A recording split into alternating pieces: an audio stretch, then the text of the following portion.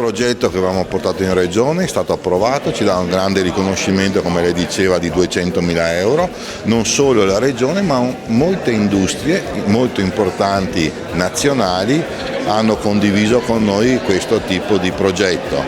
La cosa molto bella è che partirà fra pochi mesi un corso di laurea magistrale, perciò forse supereremo i 20 corsi di laurea, dove noi vorremmo insegnare molto ai giovani e noi che insegneremo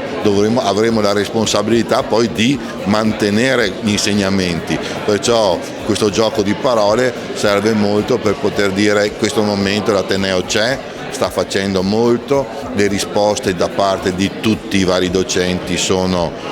ottime e adesso aspettiamo che le ragazze e i ragazzi facciano la loro parte, che è la parte principale. Abbiamo avuto una bellissima proposta dall'Università di Verona, abbiamo bisogno di approfondire i temi in maniera analitica, scientifica, autorevole sulla sostenibilità e l'impatto che ha nella catena dell'approvvigionamento. Ricordiamoci che il Veneto è terra di produzione, terra di logistica, che le regole a livello europeo e quindi anche il recepimento a livello nazionale sono particolarmente vincolanti, ma qual è il valore generato? Come si forma quel valore? Che cosa significa analizzare i dati veramente al di là delle norme? E questo ci serve anche per essere primo più consapevoli delle scelte che si fanno, non solo il decisore pubblico ma chi subisce quelle norme, e dall'altra per avere in uscita, e questa è la cosa più importante, dirigenti, manager, quadri di riferimento che escono dal mondo dell'università, da dove esce la classe dirigente di una nazione, più capaci di affrontare questi temi.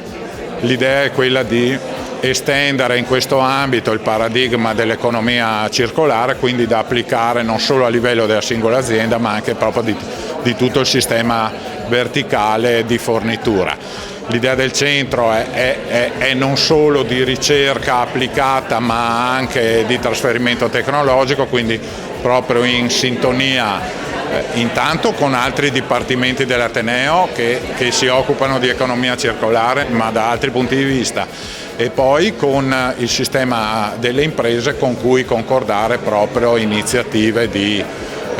formazione, di trasferimento della conoscenza e formazione continua.